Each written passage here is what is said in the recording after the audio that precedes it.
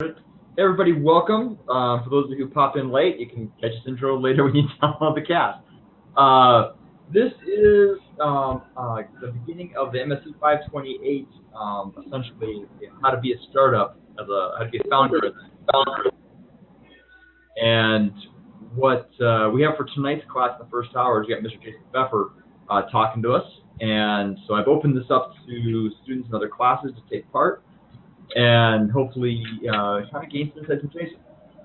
As I put out in the notice of the class, Jason has been working for at least 15 years. Most notably, he was part of the original group that was involved with MySpace, and since then he was the CEO and founder of SodaHead. And I'll let him talk that through. But we format for tonight is for the next hour. We're open to all students. It's basically ask Jason questions. He's got a few things he's going to start off with talking about that were based upon feedback from students when I threw out there what he wanted to hear him talk about. But he'll start up, and this is an open forum to kind of just ping him in his knowledge. And that's what I'd encourage you all to do, is that you've got the opportunity to talk to somebody who is done the startup thing, very, very successful, and is very willing to kind of give you his insights.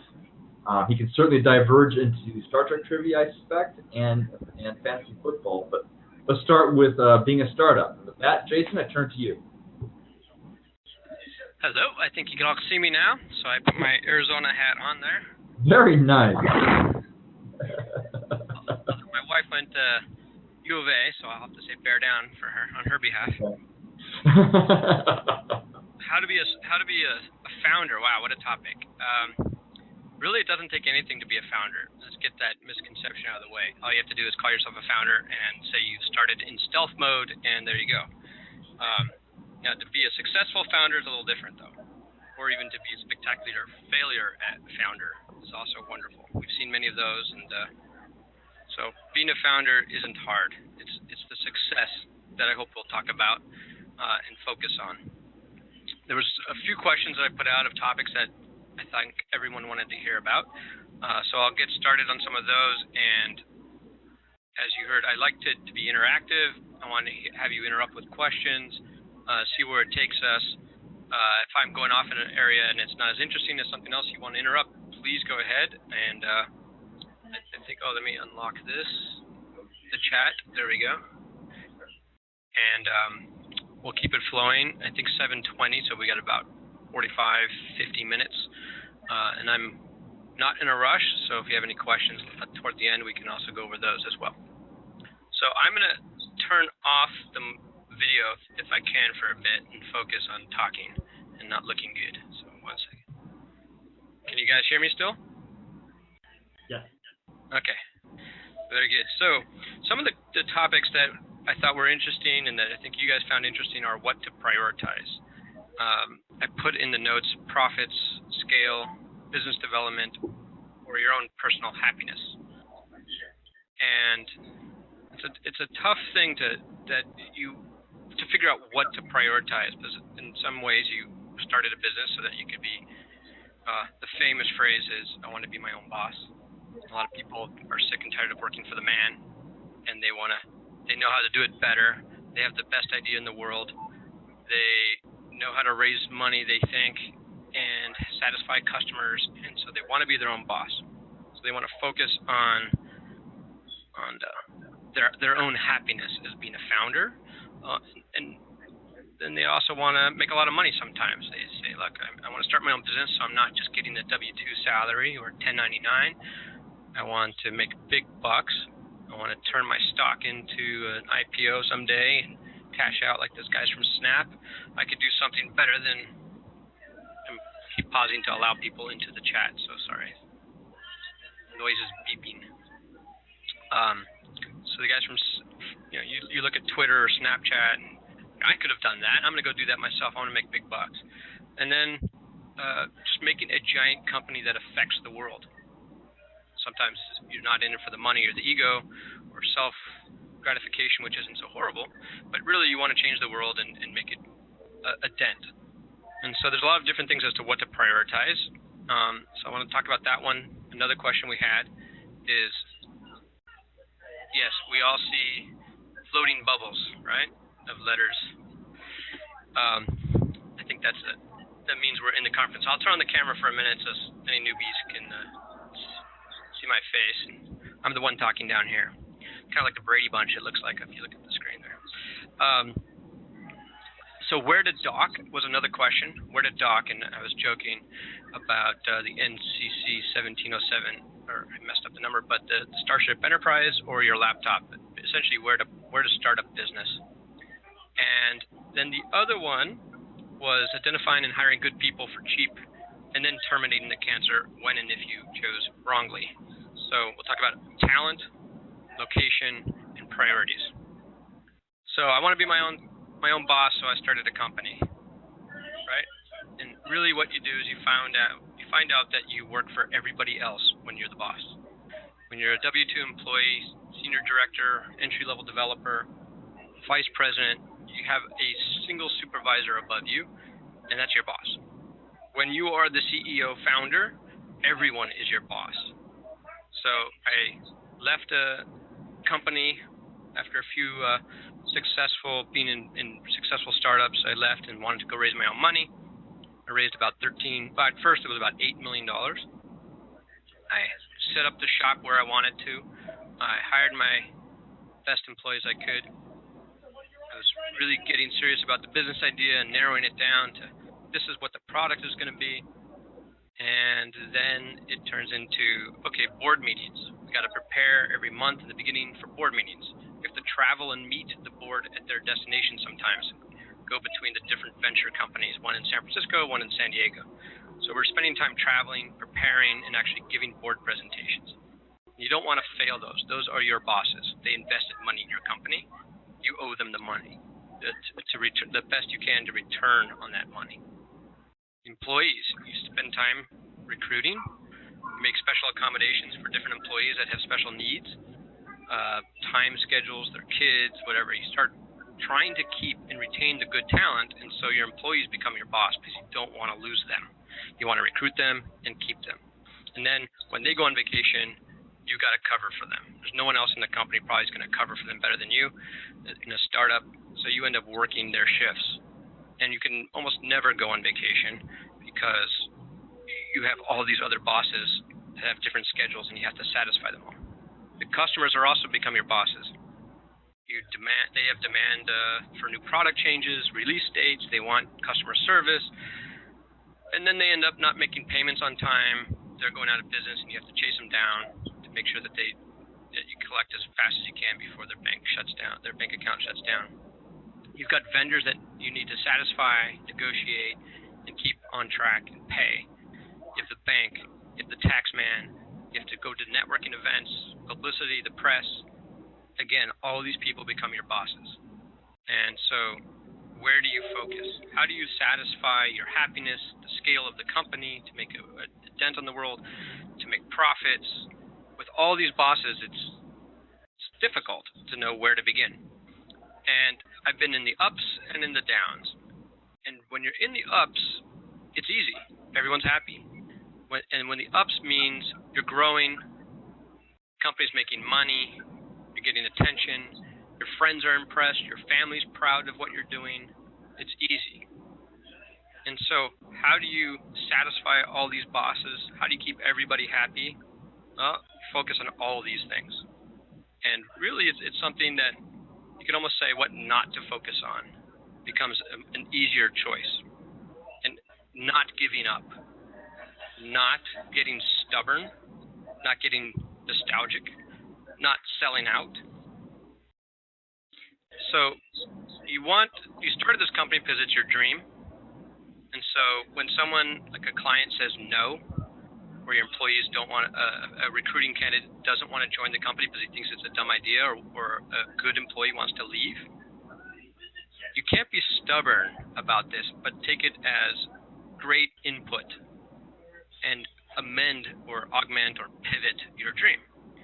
It's real validation about your business idea, and you can't just plow through it and ignore everybody else when you're not making any money. The business isn't growing, and people are all saying no to you.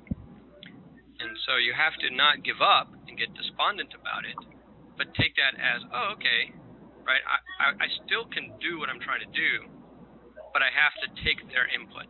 And so, some people like Steve Jobs famously, or Elon Musk, or different people say, no, the customer's always wrong, don't listen to them. But when they were selling their product, there's a difference than just saying my idea is correct and nobody buying it. So you can push through and make the product and see if people buy it, but if nobody buys it, that's when you got to pivot and start taking people's feedback. So what do you focus on? And that's growing the company. Everyone will be happy when you're growing the company. How you grow the company, you take that feedback, you see what works, what doesn't work, and you move forward with that. And it's test, data, not gut instinct. You need a gut instinct to get started, but you need to test that and test it quickly. Sometimes people work in the dark too much, and I don't mean you, Derek, over there in Maine, but I can see there's no lights in the background. But you work in the dark, surrounded without any input from anybody, and you think your product is correct, and you reveal it to the world all at once with no feedback, and it's not what people wanted, and you've been going down the wrong path for too long. So grow the business by testing, selling, getting focus groups, getting feedback. You'll see that if people are adopting your product, everyone will be happy. The press, the board, your friends, customers, and your employees. So grow the business. Maybe I'll take a little more time to go through my background. I'm kind of doing it a little backward. But I started off at film school, and I kept seeing the film industry. I worked in the film industry, and I saw it as just a dying industry. It was 100-something years old. There was no adoption of new technologies. It was so rampant with nepotism.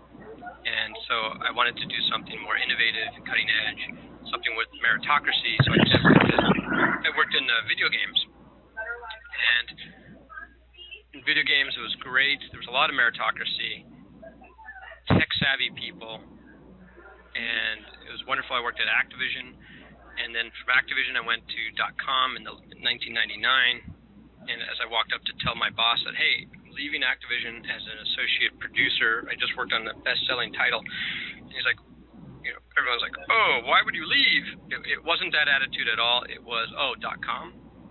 .com was that crazy at the time that people were leaving the best companies because they were so much opportunity in .com. So I did .com for a bunch of years and had the great privilege of working with some really, really smart guys that I knew they were on to.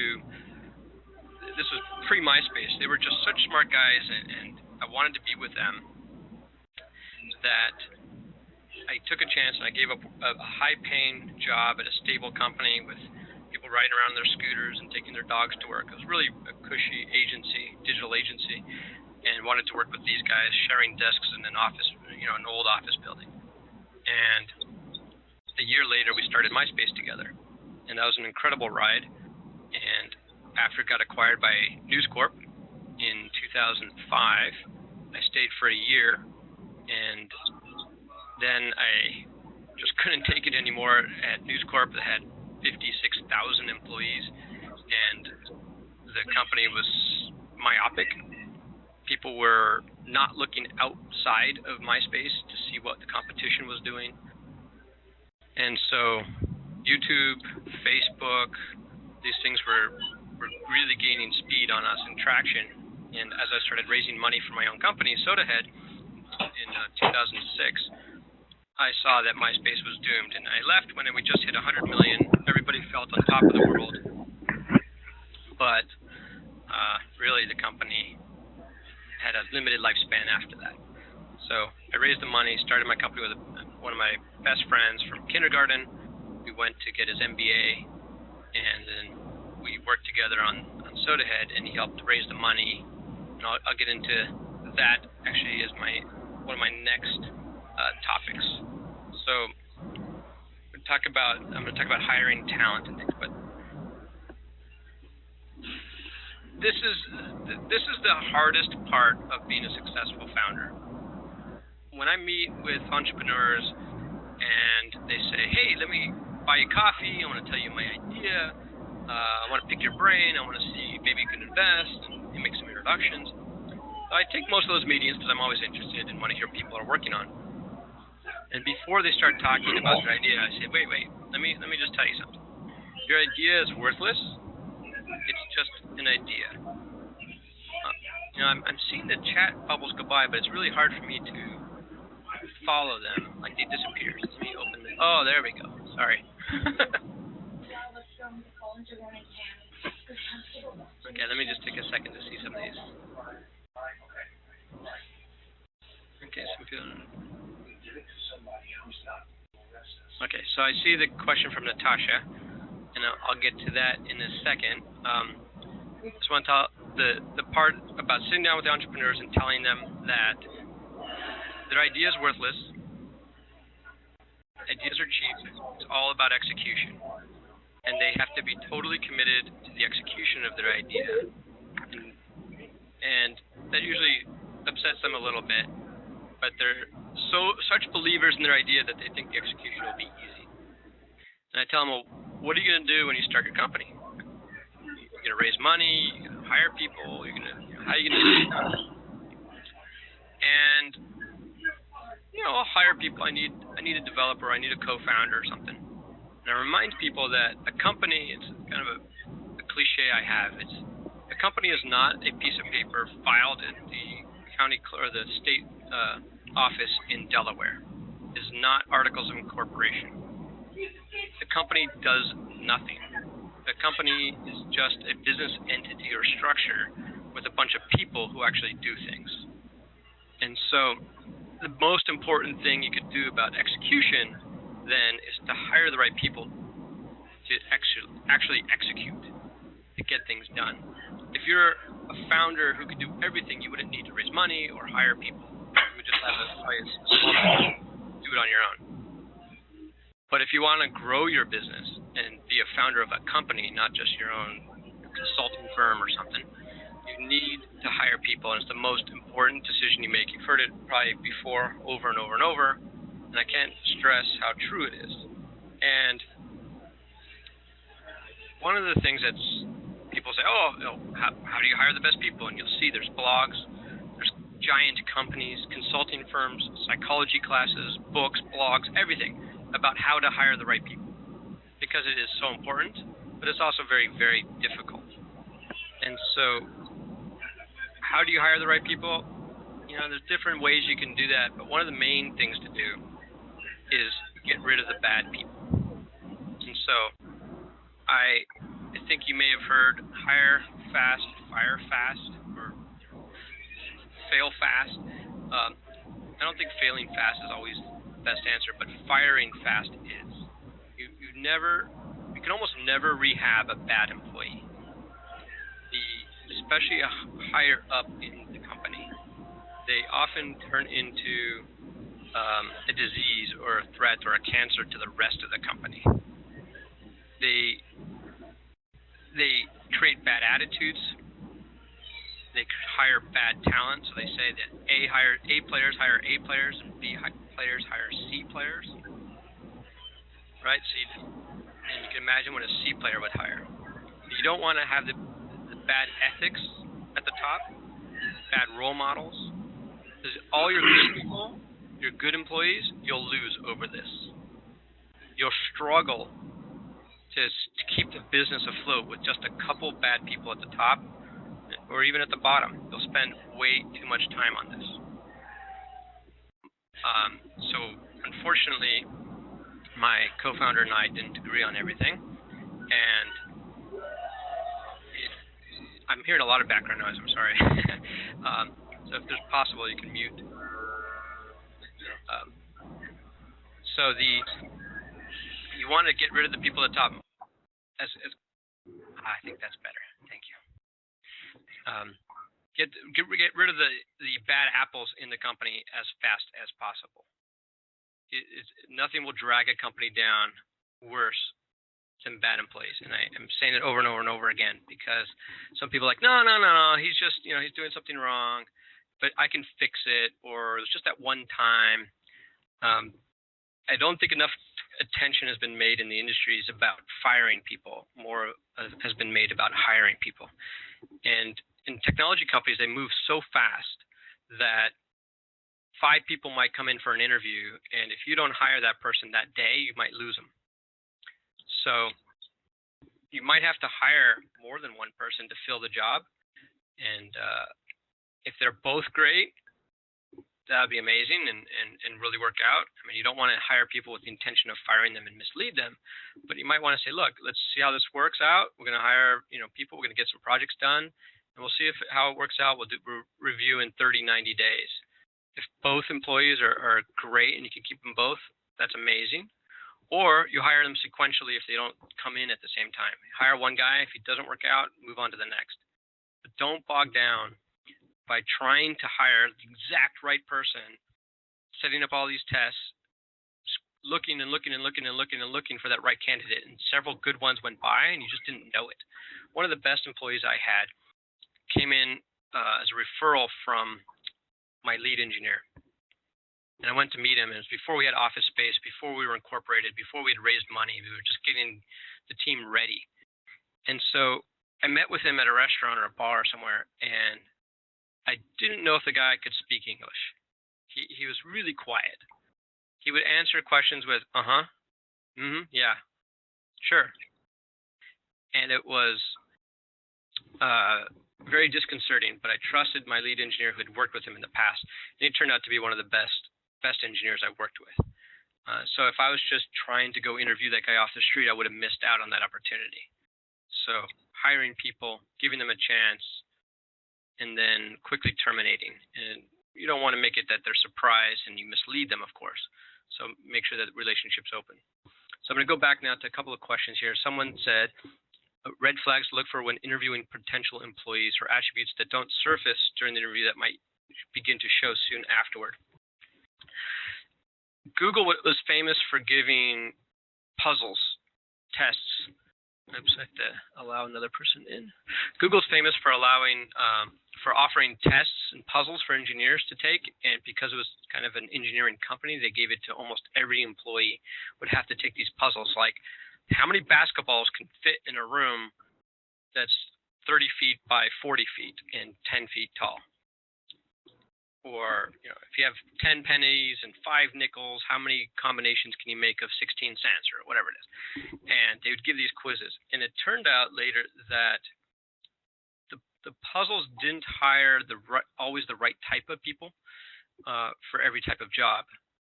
So what you're looking for is to make sure that when you're interviewing for a business development role, or an engineering role, customer service role, you structure the tests and the expectations accordingly. If the engineer that I interviewed that was super quiet was for a customer service role, right, and he's quiet, that'd be an attribute I wouldn't want. If he's quiet as an engineer, actually, that is a great attribute. You don't want the engineer that talks a lot and talks about himself. Engineers should be humble.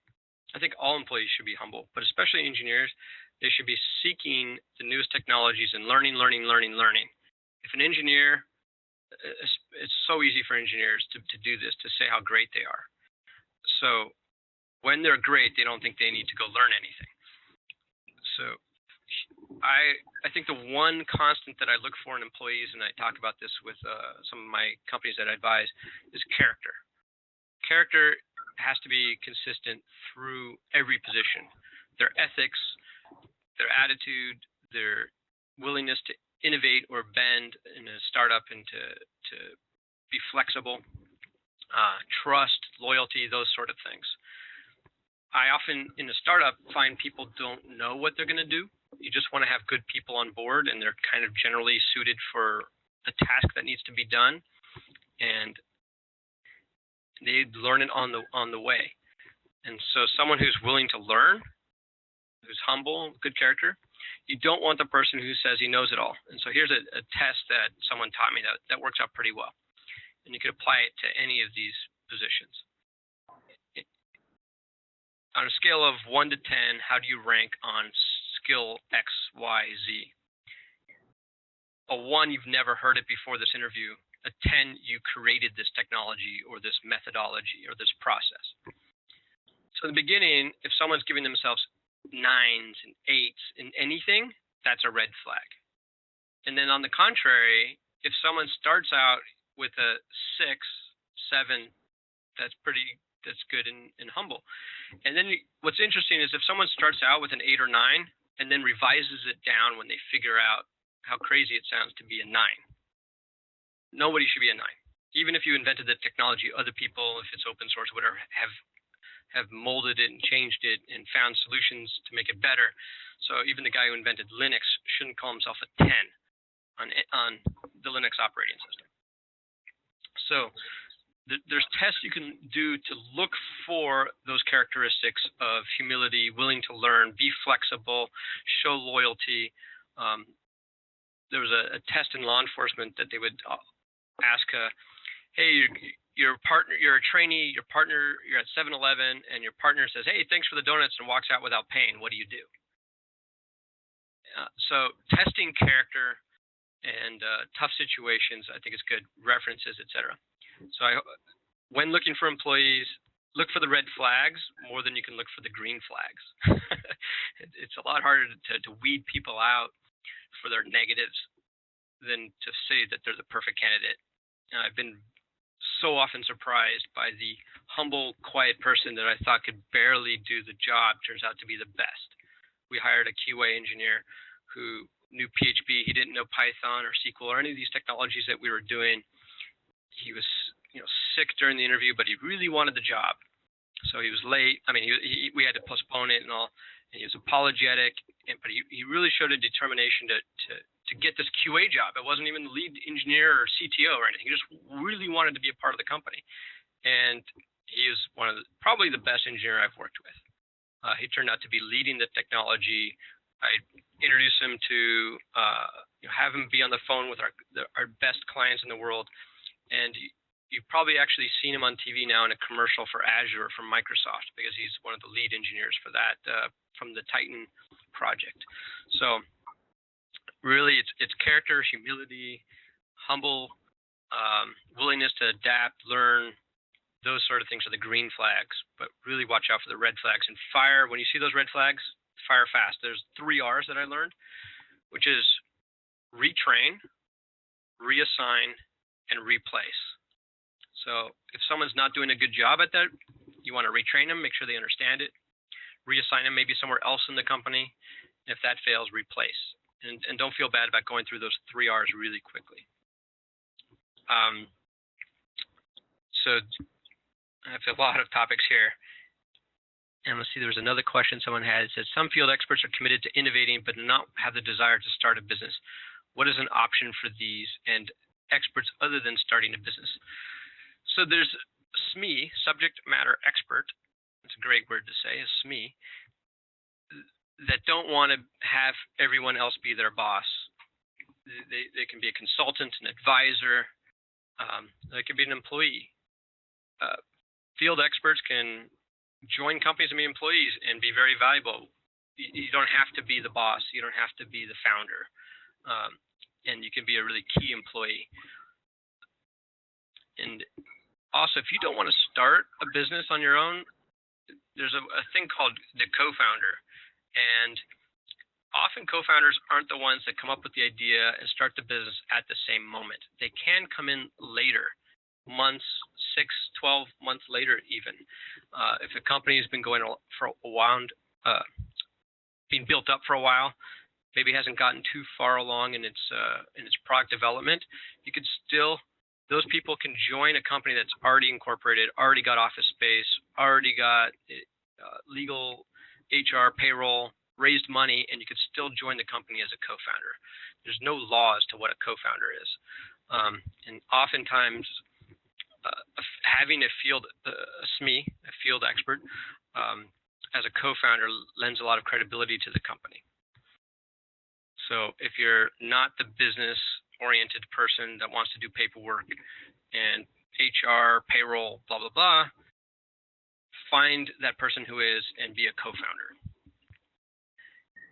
right, I'm looking at the clock. We have 17 minutes, 20 minutes left. I'm looking here up and make sure I got some of the questions here. For someone new to the workforce, Natasha, what advice would you give in terms of getting noticed by emerging startups? I have lots of notes and I've been kind of skipping around, sorry, but networking is super important. I was just talking to one of my friends who I've worked with and known for 20-something years, and he's very focused on performance and knowledge and getting the job done well. In terms of ingratiating himself, networking, that's less of his focus. Both are fine. Each has advantages or disadvantages. But if you want to get noticed, if you want to be a founder, if you want to go into the workforce not as an entry-level QA person, network, network, network, network. I don't know where Nathan is, but if you're in Phoenix, there's plenty of activities there, networking events.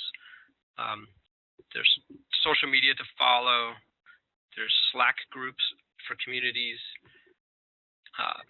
There's incubators, co-work spaces. It's all about networking.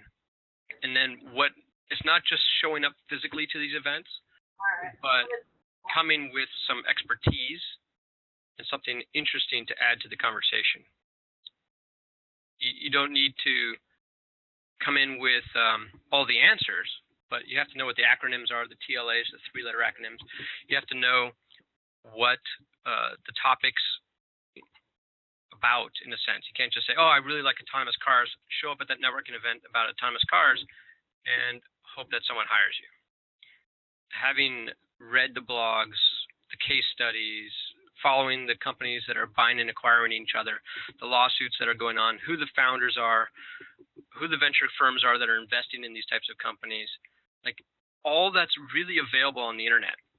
And have as much of that knowledge as you can so that when you show up at that networking event, don't just repeat it, but when people are talking about it, you can absorb it and learn. You can interpret it, I should say, and know what they're talking about and what each person's spin on it is. Then when you go talk to that person or try to contribute to the conversation modestly, you're not sounding like a newbie. So when you're trying to get noticed, really be an expert in something. Don't just say, hey, I'm really passionate about this and I'm going to go do it. The way I found, and I've suggested, I help a lot of people get jobs. And one of the best ways I've told them, and I used myself 20-something years ago, was not to look at the job boards for the companies that are hiring. And a good way to become a founder, by the way, is working at a company, learning a lot, going through its success, and then leaving because you have a lot of credibility. And once that company has success and you leave, people trust you. So being an employee, as opposed to just graduating high school and saying, I got a great idea, I'm going to go make a company, being an employee at a big company or a successful company or a young company that turns into a big company helps. So getting a job is part of being a founder. It's hard to go from high school to being, even Zuckerberg went to a couple years of college. And people all look at the successes and forget about all the failures. I think there's 62,000 companies in Angel List right now. You're not going to hear about more than 50 of them. So it's a whole other topic, but don't get enamored and just overwhelmed by, every company is successful that ever starts up in Silicon Valley. There's a lot of failures. But working in a company will help teach you the skills of management, project, how to use Jira or Redmine or any of these open source project management tools, chat tools. How do people, Angel Code, thank you, is the URL for that. Working in a company will give you a lot of the skills to become a good founder. It's rare that someone can just do it on their own without having worked at a company in a working environment. So the technique I like to use to getting a job is subscribing to newsletters, following social media, and then when you see a company doing well, take a round of investment, hiring a new VP, you reach out to that company and say, how interested hey, you guys just raised $6 million. Congratulations. I've been following your company. I think this is amazing. I'd really like to meet with someone at your company about opportunities. Essentially that, because it tells that company has raised money, so they're willing to hire. They hired a VP. The VP is going to want to build his own team beneath him instead of inherit the employees that are at the company. They're being mentioned in the press, which is usually in a positive way, which is usually a good sign of a growing company as opposed to a stagnant company that's not hiring. So trying to get yourself recognized into the workforce, I think was the question from Nathan. But yeah, another part, I'll go back to it a little bit. There are a gazillion companies that are getting started.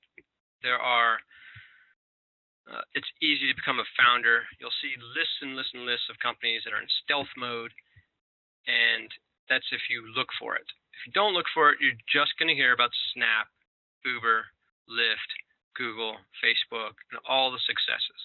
There are a lot of failures, and I think it's been said by me. I'm repeating it, but fail fast. A lot of these companies, these successful ones, you don't know how many times they've failed in the past before that. They've tried other companies, other ideas, either completely given up on them, or they pivoted or failed it and started a new company. I mean, even companies like Twitter wasn't what it originally wanted to be. Flickr wasn't what it originally wanted to be. It was a it's a picture sharing feature of a gaming platform, and only the picture sharing part lived and got bought by Yahoo. So if you look at these companies, don't just think every company succeeds. Be humble. If you fail is the other part of that. A lot of companies fail. Something about taking money, I'm going to go back to the beginning about having everybody else as your boss. It's an important part. I sat with an entrepreneur, and he was young, very, very young, and he was thinking of taking an offer of several $1 million, and he had a small company and the millions of dollars of investment, and he was so excited about this, and it was I think it was his first company that he was founding, and he didn't have much work experience, and so he thought this was just amazingly good. And I said, that's great, you should feel great about yourself, but if you take the money, you are going to have to be with this company and do nothing else until you either succeed and pay the investors back or run out of money after trying your hardest. And so that means years of commitment. And you're young and you think your idea is the best, but if you take that much money, you really are going to have no life for several years, and you're going to work pretty much on this idea and this idea only, because the investors, to try to get the investors and the board to change their mind about what they're giving you the money to, it must mean that things aren't going well. And if the investors want to change their mind and go in a different direction, they might also do that with the CEO. So something about being a founder is you have to be super committed. It's all about execution, scaling the business, and returning the investors' money. If it's your parents, the bank, venture firm, angels, I think Dr. Bowman has had other people talk about raising money. I could talk about that too. But you really got to be careful about taking money, because it's a trap.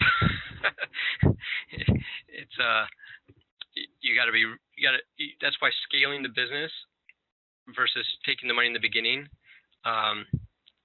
sometimes is a nice thing. You get a better valuation, and you are committed to a business that works, as opposed to just sticking to a business plan that the investors gave you, or that you gave the investors. What does execution look like? Hours and hours and hours of heads down work. I was talking to someone about visited with Elon Musk's company, Tesla, here in Southern California the other day, and their employees are required to work 6 days, 6-day weeks, twice a month, I believe it is. And supposedly Elon works 120 hours. So is it just sweat, hard work, and focus? No. You can't just work hard. You have to work smart as well. But it's all of that. Execution is a total focus, commitment, hard work, and organizing of the priorities and making sure that the rest of the company knows those priorities.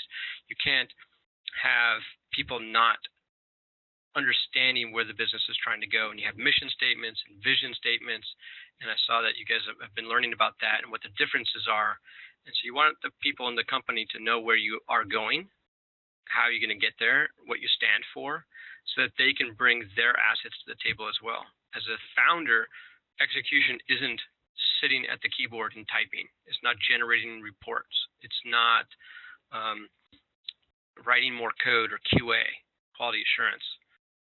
Being a founder means you're the boss of everything, but yet you're also, everyone else is your boss. You have to pay attention to everyone's needs. You have to listen to your employees, listen to the vendors, the clients. And so it's delegating, hiring the right people, delegating, paying attention to these priorities from your customers, from your employees, from your board. Managing the board is a lot about execution, and people forget that when they're a new founder. Let's say you take very little money, you could still have a board of advisors. That's different, but if you have a board of directors and they can fire you, or they can change the company, or they're in charge of things, you need to manage the board as well. So execution includes managing expectations, communication. It's staying on top of everything. It's not fun if things are going badly, and it's incredibly fun if things are going well. But through both of that, and it's going to go up and down. It's going to be a roller coaster. You need to make sure to pay attention to all the details, not get bogged down in one area. I'm trying to go back and summarize a little bit. Hire the right people so you can delegate to them, trust them, fire the wrong people as quickly as possible, manage the vendors, manage the bank, all these things that you might not think about as an employee or at a business school or as an idea in the living room with your friends. It's all these things can bring down your company. And if you're not cursorily, I don't want to say cursorily paying attention to them all, but you can't also be totally enmeshed in any one of them. You have to bounce from idea to idea. From topic to topic to topic, and make sure you take care of everything, not let anything fall through the cracks. And so it's sometimes chasing people down, getting answers, demanding things, making sure people are doing what they're supposed to be doing, and then letting them go to go do it, and not talking to them. One of the funny things happened when you're a founder is you get the money, you get the office space, people show up, there's desks, they're on their computers, and they're writing code, and you're trying to flesh out the business and the product. And you go out onto the floor with all of them and you start talking. It's one of the worst things you can do. It interrupts everybody. And they think you're scatterbrained. They're like, last Friday he gave us this. Today he walks out, tell us this. Tomorrow afternoon he's going to come out and tell us this. And when you're talking, they're not doing. But then on the contrary, like I said about communicating the vision, the mission, letting people know what their assignments are, you have to be communicating with them enough. And so execution is about balance. Maybe that's the key word. It's about distributing your attention and focus on all these different topics. Don't fall in love with one area of the company and only focus on that. Kind of from this conversation, you see I'm bouncing around. That's what a founder does. When even senior executives at big companies, they don't sit down. They don't type on their computers. Emails for midnight when no one else is left around. They are walking down the hall, getting interrupted, having meetings on the fly, on the cell phone in the car, on the way to the office, on the way home, at the soccer game for their kids. It's about communicating the priorities, following up on them, hearing the problems, trying to make decisions as opposed to execution at the founder level is about making decisions. But balancing your priority that you know how to make the right decision so that you can make the right finance, HR, product, customer service, vendor management for pricing of something that you need, legal, if there's contracts about whether to patent something or not. It's just total scatter. And there was a couple minutes left, so I hope it's hard to encompass what being a founder is in just 50 minutes or even a couple of days. But hopefully I give you a smattering of topics, and you can see I've been doing it for a while and helping other people out. A lot of what I've learned is from learning from other people. So have a good board of advisors.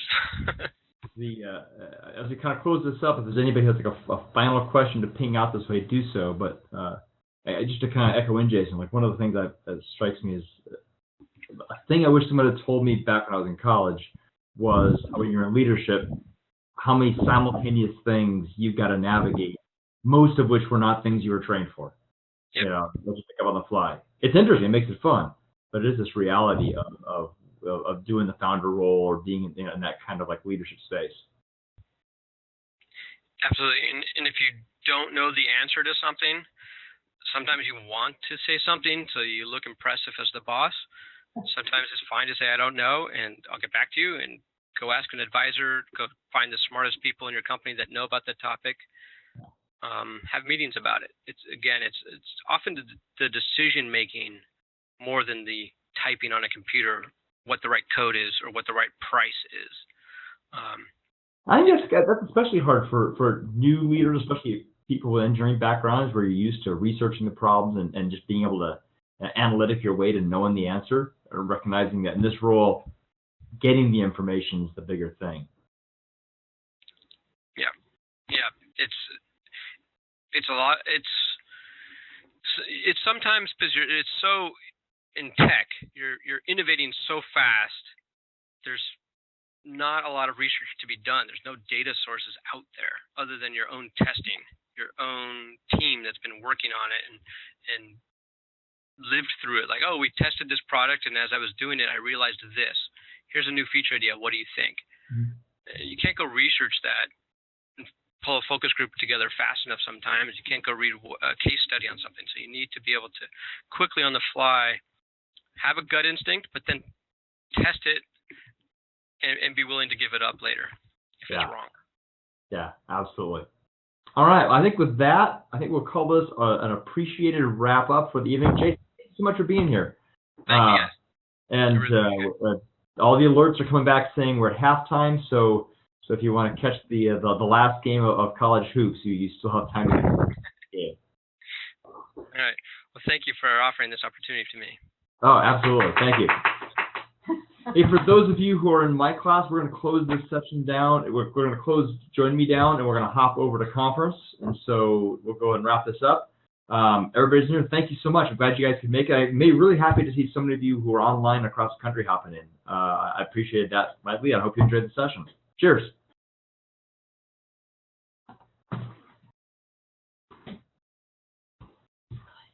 Thank you for coming in. That's good, yeah. It's I was looking in the classrooms for you.